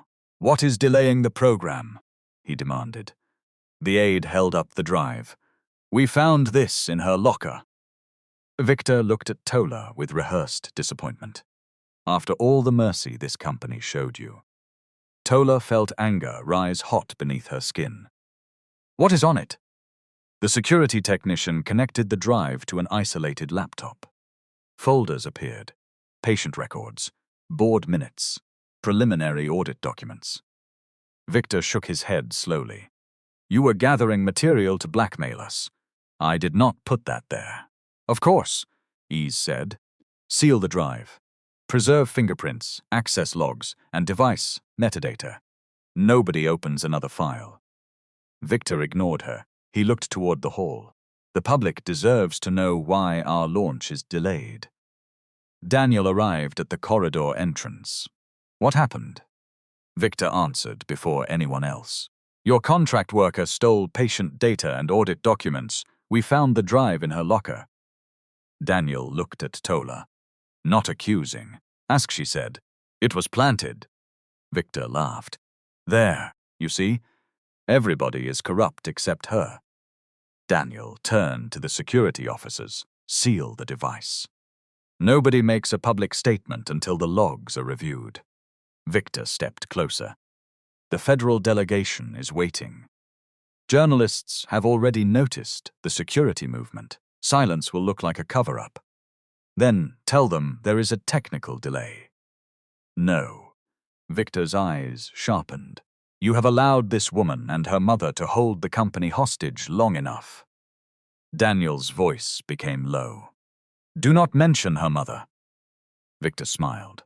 That was when Daniel understood. Victor did not merely want Tola removed. He wanted her humiliated publicly, the way Grace had been humiliated. He wanted the new accusation to poison the old one. If Tola appeared to be a data thief, every document connected to her mother could be called part of an extortion scheme. It was cruel. It was also strategically simple. Daniel reached for his phone to call the independent security director. Victor lifted one hand. 2 officers from corporate risk entered. "Escort Ms. Adebayo to the stage," Victor ordered. Daniel stared at him. "You will not do this. I am chairman. The board has restricted your authority over the investigation. This is an active data breach, not the old audit," Ease said. "Then involve law enforcement and preserve due process." Victor turned toward the hall. "The public will hear from me." Tola's pulse pounded in her ears. She could leave. Ease could seek an injunction later. Daniel could call security loyal to him. But Tola thought of Grace at the rear gate 27 years earlier. No camera, no lawyer, no worker willing to stand beside her. She lifted her chin. "Let him speak." Daniel looked at her. "Tola, let him say everything where it can be recorded." Ease moved closer. "Are you sure?" "No," Tola said, "but I am done being erased in private." At 7:11, Victor walked onto the stage. The music stopped. The master of ceremonies stepped aside, confused. Victor took the microphone. "Ladies and gentlemen, I apologize for the interruption. Tonight, while we gathered to protect the dignity of patients, our security team discovered a serious breach." Whispers spread through the hall. Cameras turned. Victor continued. "A contract worker used her access to steal confidential medical records and board documents. She intended to exploit this company through false accusations connected to an old family matter." Daniel came through the curtain behind him. "Victor, stop!" Victor ignored him. "Bring her out." Samuel and another officer stood beside Tola. Neither seized her. Victor saw the hesitation. His face darkened. "Take this thief out before she contaminates the stage." His voice thundered across the convention hall. Corporate risk officers pushed forward and seized Tola's arms. Cameras flashed. Doctors and investors watched while her staff card struck her faded orange blouse. "She entered through the service door," Victor sneered. "Now she thinks stealing confidential files will make her important." Tola struggled. "Remove your hands from me." One officer pulled harder. Her cream document bag tore open. Papers scattered across the black marble floor. The termination letter. The reinstatement email. Ticket numbers. Copies of bank schedules Ease had permitted her to carry for the legal meeting after the event. Then a yellowed letter slid beneath Daniel's shoe. He bent down. The moment he saw the handwriting, the blood drained from his face. It was his own. "Grace, wait for me beside the back gate. I will not let them send you away." Daniel looked at Tola being held beneath the banner that read dignity. For one terrible second, the hall disappeared. He was 24 again. Grace stood at the rear gate in her mustard yellow scarf. A security man held her arm. Victor called her a thief. His father ordered him to remain beside the car. Daniel had remained. 27 years later, the same machinery was moving again. Same accusation. Same public shame. Same powerful family, different woman. And this time the woman was his daughter. "Lock every door," Daniel said. The hall went silent. Victor lowered the microphone. "What?" Daniel's voice rose. "Lock every exit. Preserve every camera. Nobody leaves with a device, a file, or a security log until the independent investigators arrive." He walked toward Tola. "Release her." The corporate risk officers looked at Victor. Daniel stepped between them and Tola. "The last time my family called an innocent woman a thief, I was afraid," he said. "Today, nobody will remove her while I am still standing." A murmur moved through the crowd. Victor's face changed. "You are emotional. Look at the drive." "I will look at the evidence," Daniel said. "All of it," Ease came onto the stage carrying the sealed device form. "Ladies and gentlemen," she said, taking the second microphone, "the item allegedly found in Ms. Adebayo's locker has not been forensically attributed to her. No access log has been reviewed. No fingerprint analysis has been conducted. Yet the chairman has already called her a thief." Victor pointed at her. "This lawyer is part of an extortion scheme." Ease did not flinch. "Then you will welcome independent verification." She turned to the control booth. "Please display the locker corridor access report, transmitted to the audit server at 6:44 this morning." Victor's aide moved toward the exit. Samuel Oakery blocked him. The whole screens flickered. A list of maintenance entries appeared. One request had been created at 6:32 a.m.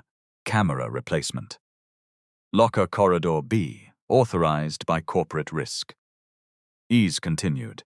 The request created a 12-minute gap in the primary camera.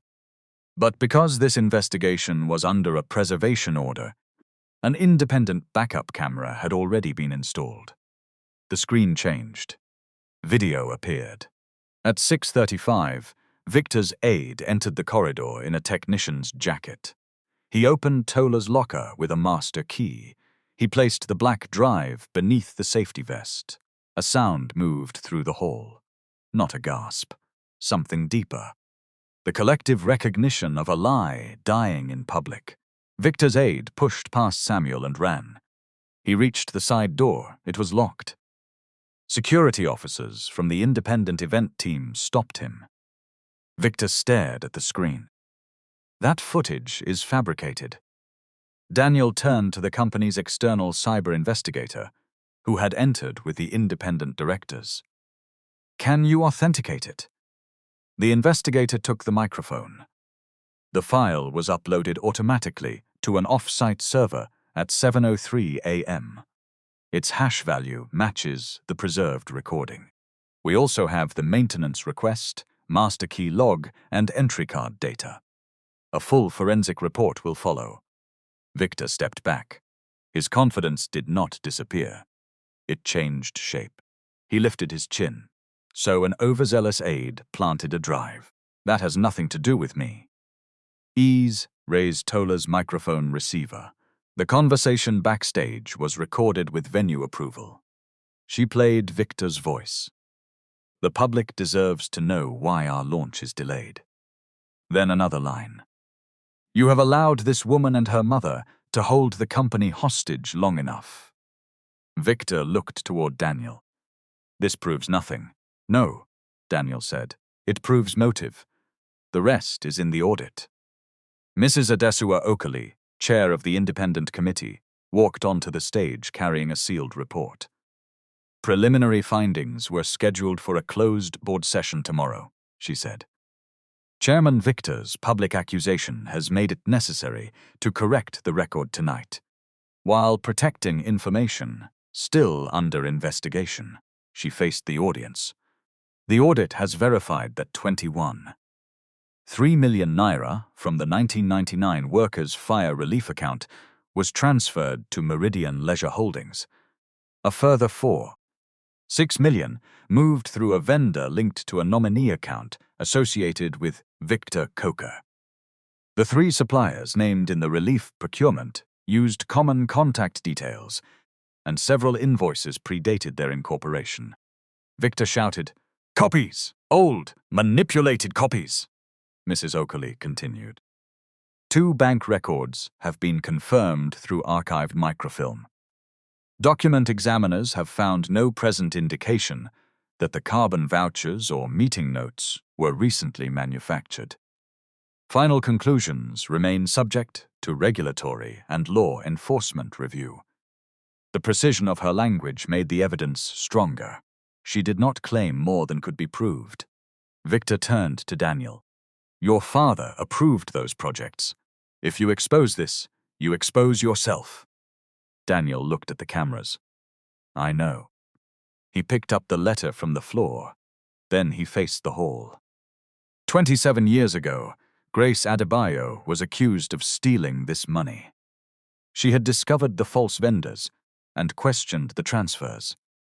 My father and my uncle removed her from the company, circulated the accusation, and avoided police investigation because proper scrutiny would have exposed the accounts.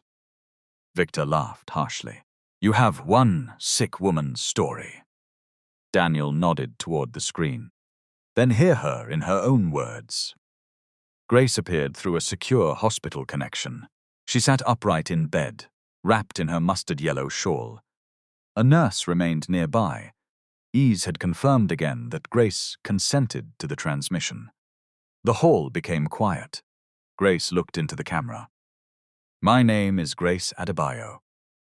In August 1999, I was a trainee accounts officer at Coca Housing Development. I did not steal relief money. I questioned payments made to suppliers that did not deliver what 117 displaced families were promised.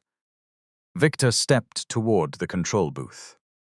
Daniel blocked him. Grace continued, Do not call what happened a family misunderstanding. It was retaliation.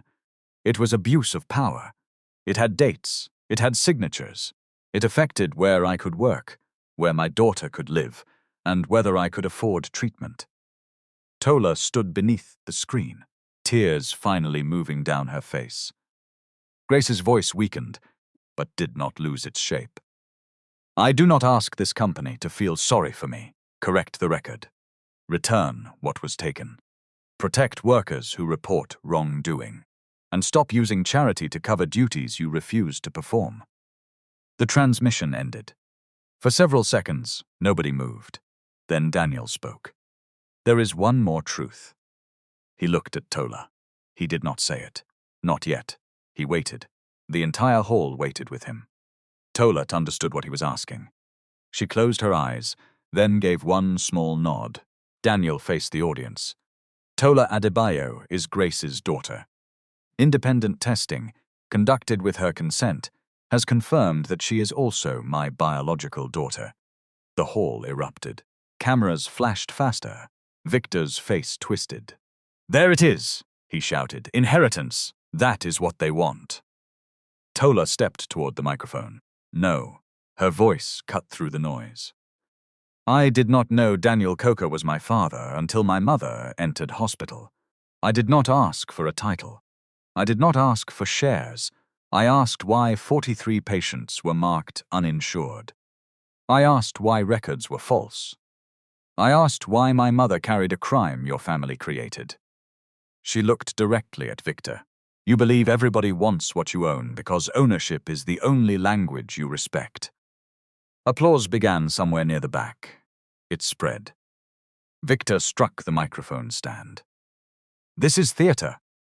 Daniel turned to him. No. Theater is launching healthcare with dignity, while your office plants evidence on a contract worker. He faced the board members seated below. I disclosed that I failed, Grace. I knew enough to doubt the accusation, but I accepted a lie that protected my comfort. I benefited from a family fortune that may include money diverted from vulnerable workers. Effective tonight, I am stepping aside as chief executive until the investigation determines my legal and governance responsibility. The applause stopped. That was not the triumphant line the audience expected. It was heavier. Daniel continued. I will transfer control of all relevant family records to the independent committee. I will not seek immunity, concealment, or a private settlement. Victor stared at him. You would surrender your chair for these women? Daniel looked at Tola, then at Grace's empty image on the screen. No, I am surrendering it because a chair built on silence is not mine to keep. Mrs. Okoli called an emergency board vote. 7 directors voted to suspend Victor as chairman pending investigation. 2 abstained. Victor voted against his own suspension and demanded that the minutes show his objection. They did. His access card was disabled before he left the stage. When he tried to enter the executive corridor, the reader flashed red. Denied. The same red light Tola had faced 2 days earlier. Security directed Victor toward the service passage, while investigators secured the main offices. He stopped beneath the low fluorescent lights and looked back. Tola stood at the entrance to the main hall. Victor had once told her to behave like a contract worker. Now he was being led through the door he believed existed for people beneath him. Tola did not laugh. She did not insult him. She simply watched. And somehow, her restraint made his fall feel complete. Outside the hall, officers from the Economic and Financial Crimes Commission met the independent counsel. They did not place Victor in handcuffs for the cameras. They served document preservation notices, collected the sealed drive, requested voluntary interviews, and restricted access to specified records pending legal orders. The process was less dramatic than instant arrest. It was also more dangerous to Victor, because procedure could not be shouted down. At 10:18 p.m., the hall finally emptied. Tola stood alone near the torn document bag. Daniel approached slowly. "Are you all right?" "No." "Is there anything I can do?" "Yes." He waited. "Take me to the hospital." Daniel nodded. No cameras followed them. Grace was awake when they arrived. Tola entered first. Daniel remained at the door until Grace lifted her hand. "Come in, Danny." He approached the bed. "The board suspended Victor," he said. "The investigators have the documents." I stepped aside. Grace watched his face. "And Tola?" Daniel looked at her. She stood where I failed to stand. Tola sat beside her mother and took her hand. "The whole hall heard you, Mama." Grace closed her eyes. For a moment, Tola feared she had drifted into unconsciousness. Then Grace smiled. "Good," she whispered. "Let shame return to its correct address." The days that followed were noisy. Television stations camped outside Coca Meridian. Online commentators created theories faster than investigators could verify facts. Some called Tola a hidden heiress. Others accused her of trapping a billionaire. Strangers downloaded her old photographs and invented details about her childhood. Tola refused every paid interview. Ease issued one statement. Ms. Adebayo's priority is her mother's health, the protection of patient information, and a lawful investigation. She will not litigate private family matters through entertainment programs. Daniel also refused interviews. He released company records through the independent committee and attended formal questioning with counsel. He did not sit beneath flattering lighting and describe himself as brave. The first decent action after years of silence did not make him brave. It made him late. Bamidele Arenze lasted 4 days before the weight of his signed statement broke him. He asked to meet Ease. They sat in a plain conference room with an independent investigator present. Bamidele placed the amended incident report on the table. "I lied," he said. Tola looked at him without expression. "You said I selected the boxes." "Yes. Why?" He stared at his hands. "They knew my debts. My wife needs surgery. I thought if I refused, they would dismiss me." Tola's voice remained quiet. "So you allowed them to dismiss me instead." He began to cry. "I am sorry." Tola did not comfort him. He's asked, "Who instructed you?" Bamidele named Victor's aide. He provided call records, the first draft of the report, and a message threatening to expose his financial problems. His confession helped the investigation. It did not erase what he had done. Coca Meridian placed him on suspension. Later, an independent disciplinary panel reduced the penalty after considering his cooperation, coercion, and lack of prior misconduct. He lost his supervisory role and was required to complete ethics and whistleblower protection training before returning to a lower position. Tola did not object. Accountability, she had learned, was not the same as destroying every frightened person who made a wrong choice. But neither was fear a free excuse. Victor's aide negotiated with prosecutors after the parking lot footage and locker video were authenticated. He admitted planting the drive and produced messages linking the plan to Victor. The security technology manager also cooperated. The drive's metadata showed it had been prepared on a computer assigned to corporate risk. Tola's fingerprints were not found on it. Her access card had never entered the locker corridor that day. The accusation collapsed completely. The older financial case took longer. Forensic accountants reviewed microfilm, ledgers, tax records, company registration files, and property transactions. They traced the relief money into the hotel project through layered accounts. Handwriting experts confirmed the signatures were consistent with known samples. The archived meeting note was supported by the old company secretary's diary and Ibrahim's testimony. Investigators interviewed surviving families from Odo Industrial Workers' Estate. Many remembered waiting for materials that never came. One woman still had a receipt for a rent support payment she had been promised but never received. Another kept photographs of 6 families sleeping beneath a church canopy after the fire. The stolen amount was no longer an abstract figure. It had faces. It had rain-soaked mattresses. It had children who left school because their families moved too far away. It had workers who borrowed money at impossible interest while executives opened a hotel beside the ocean. 7 weeks after the convention, the independent committee issued its final report. Grace Adebayo had not stolen the relief funds. Her termination was retaliatory. The investigation against her had been fabricated. The company had circulated an unverified accusation to prospective employers.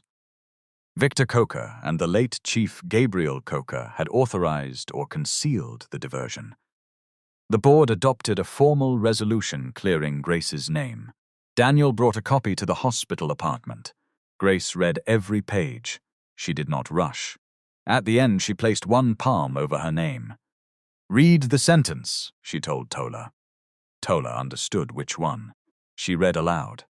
"Coker Meridian hereby withdraws all allegations of theft, dishonesty, and financial misconduct made against Ms. Grace Adebayo, and acknowledges that she acted in the public interest by raising legitimate concerns." Grace closed her eyes. For 27 years, the lie had traveled ahead of her. Now the truth finally had official shoes. Daniel stood near the window. "I am sorry," he said. Grace looked at him. "I know." It was not forgiveness. But it was no longer refusal to hear him. That month, Grace moved into a clean 2-bedroom apartment near her renal clinic. The tenancy was paid from an interim compensation award, approved through legal counsel, not from a secret personal gift. She chose the curtains herself. Mustard yellow. Tola complained that the color was too bright. Grace laughed. "After 27 years of people trying to dim me, my curtains can shout." Her health improved slowly. Regular dialysis reduced the swelling and breathlessness. She remained seriously ill, and doctors made no miracle promises. Some mornings she could cook. Other mornings she needed help crossing the room. The story did not reward truth by making disease disappear. It gave Grace something medicine alone could not provide: safety, continuity of care, and the right to live without a false crime attached to her name. Tola completed the independent DNA process 3 weeks after the convention. The result confirmed Daniel's paternity with greater than 99.9% probability. She read the report once and placed it back in the envelope. Daniel sat across from her in Ease's office. "I do not know what you expect me to do with this," Tola said. "Nothing." "You do not want me to take your name?" "Only if you ever choose it." "You do not want photographs?" "No." "You do not want me at your house?" Daniel almost smiled. "I would like to know you. Wanting does not give me permission." Tola studied him. "That is the first sensible thing you have said without a lawyer correcting you." Ease looked down to hide her smile. Daniel accepted the small wound as a gift. 11 months after the convention, the Federal High Court delivered judgment in the criminal case. Victor was convicted of conspiracy to defraud, fraudulent conversion, falsification of company records, and obstruction connected to the planted drive. The court also ordered asset recovery proceedings against property traced to the diverted relief funds. The judge did not describe the case as a family tragedy. He described it as an abuse of corporate power against vulnerable workers and disaster victims. Victor stood in the dock wearing a plain dark outfit, no emerald agbada, no gold signet ring, no line of employees waiting to greet him. When the sentence was read, he turned toward Daniel. Daniel did not look away. Neither did Tola. Outside the court, reporters crowded the steps. Tola gave one brief statement. "This judgment matters because my mother was treated as disposable when she reported wrongdoing. Many workers remain silent because they know a salary can be used as a leash. Respect at work is not a favor. Due process is not for executives alone. And poverty does not reduce the value of a person's truth." Then she left. No celebration convoy followed her. She went to collect Grace from dialysis. The recovered assets and company contributions funded a compensation program for the surviving Odo estate families. An independent board managed it. Representatives of affected workers held half the seats. No Coca family member could chair it. The program paid verified claims for lost rent support, emergency materials, and related harm. Because 27 years had passed, not every loss could be measured. The board published its method and created an appeals process, instead of pretending one check could repair everything. Coca Meridian also changed its labor policies. Contract workers received basic health insurance after 3 months of service. A whistleblower channel was moved outside management control. Retaliation complaints went directly to an independent ethics office. Employees under investigation could request a representative or lawyer. Audit logs could not be altered by one department alone.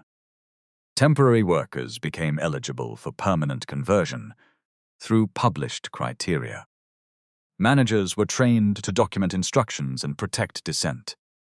Most importantly, the company began publishing figures. How many contract workers it employed? How many were converted? How many complaints were filed? How many retaliation findings were upheld? Daniel had learned that values without measurement were often decoration. He remained away from the chief executive role throughout the investigation. The board later offered him a non-executive position after an independent governance review found no evidence that he had participated in the fraud. He accepted only after the company separated family voting control from day-to-day management. His personal wealth reduced sharply after he committed part of his inherited holdings to the compensation trust and paid tax on recovered transactions. Newspapers described it as sacrifice. Daniel rejected the word. "Returning value connected to harm is not sacrifice," he told the board. "It is repair." Tola did not join Coca Meridian. Daniel once offered her a senior role in records governance. She declined before he finished describing the salary. "I spent 3 years being told I was too small to speak," she said. "I will not enter the executive floor because blood suddenly made me large." Instead, she accepted an independent scholarship in health information governance and labor rights. After completing the program, she joined EASE's organization as a records and workplace accountability officer. Her work was not glamorous. She taught cleaners, drivers, nurses, clerks, and temporary staff how to preserve evidence without stealing confidential information. She helped employers build reporting systems that did not punish the first dancer who pointed at a problem. She sat with frightened workers and explained that documentation was not revenge. It was memory with structure. Bamidele attended one of her training sessions. He sat in the second row and took notes. Afterward, he approached her. "I still think about what I did," he said. "You should," Tola replied. He nodded. "I am trying to do better. Then make it visible in how you treat the next person with less power than you." She did not offer friendship. She offered a standard. That was enough. Before the compensation program opened, the independent board invited Grace to its first public meeting. The organizers wanted to name the fund after her. Grace refused. "Do not turn one survivor into a decoration and forget the other families," she said. "Use the name of the estate. Let every claimant see themselves inside it." The board listened. The program became the Odo Workers' Restoration Fund. At the meeting, one former resident stood and asked why compensation required proof from people who had lost documents in a fire. The question exposed a flaw in the first claims process. The lawyers had designed it around receipts, tenancy agreements, and bank records that many affected families no longer possessed. Tola suggested an alternative evidence framework. Applicants could submit church registers, union lists, employer records, school transfer documents, sworn neighbor statements, photographs, or verified oral testimony. No single missing receipt would automatically defeat a claim. Suspected fraud would still be investigated, but poverty would not be treated as dishonesty. The board adopted the change. That decision helped 58 additional households qualify for review. Grace watched from the front row. Afterward, she touched Tola's arm. "That is how systems change," she said. "Not only by removing one bad man. You look at the rule that made it easy to ignore people." Daniel heard her. He wrote the sentence in the small notebook he now carried to every governance meeting. Months earlier, he would have announced a generous figure and expected gratitude. Now he understood that even compensation could become another form of disrespect if the process was designed only for people who kept perfect paperwork while surviving disaster.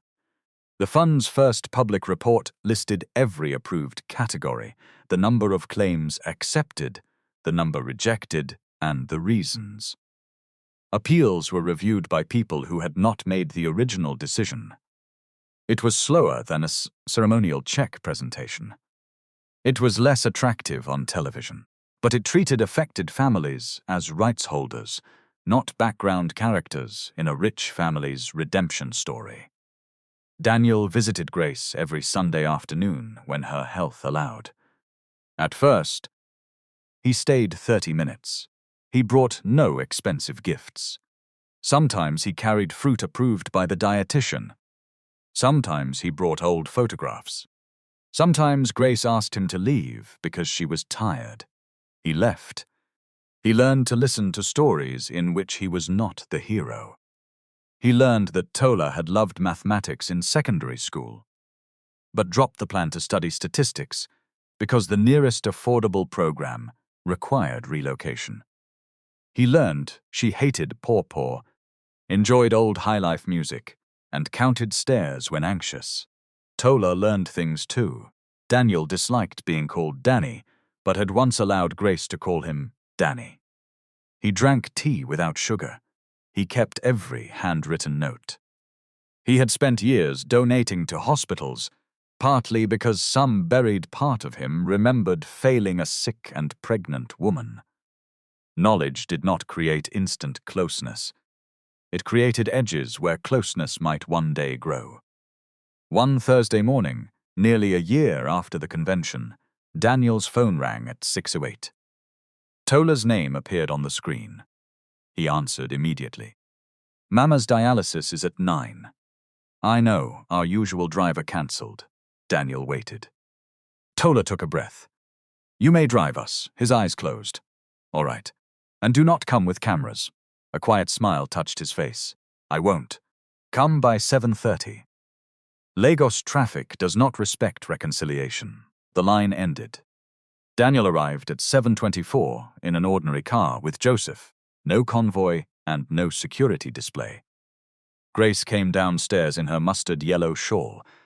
Tola wore a pale blue blouse and carried the treatment bag. Daniel opened the door for Grace. She settled into the back seat. Tola moved to join her, then paused. She looked at the front passenger seat. Daniel said nothing. Tola entered the front and fastened her seatbelt. It was a small choice. No music rose, no crowd applauded, no newspaper recorded it. But Daniel understood its weight. As the car moved into morning traffic, Grace leaned forward. "Danny, avoid Ikorodu Road. There is construction." Daniel smiled into the mirror. "Yes, Grace?" Tola glanced at him. "Not father, not yet, but no longer Mr. Coker." "Daniel," she said, "take the next turning." He did, and perhaps that was the most honest ending they could have received. Not instant forgiveness, not wealth washing away pain. Not a powerful man rescuing two helpless women. A mother whose name had been restored. A daughter who kept the right to define herself. A man learning that repentance was not an emotion, but a pattern of costly actions. And a company forced to understand that dignity did not begin on a stage beneath bright lights. It began in corridors, in payroll offices, at security gates. In the way a manager spoke to a contract worker when no camera was present. What stayed with me was not Daniel's public confession or Victor's fall. It was Grace's refusal to let poverty rewrite her name. Money paid for treatment. Evidence corrected the record. But dignity was the one thing she protected long before justice arrived. That is the hardest lesson in this story. When we see wrongdoing and choose silence, we are not always neutral. Sometimes our silence becomes shelter for the stronger person and a second punishment for the victim. Respect is not measured by how politely we greet people above us. It is measured by how safely people below our level can tell us we are wrong.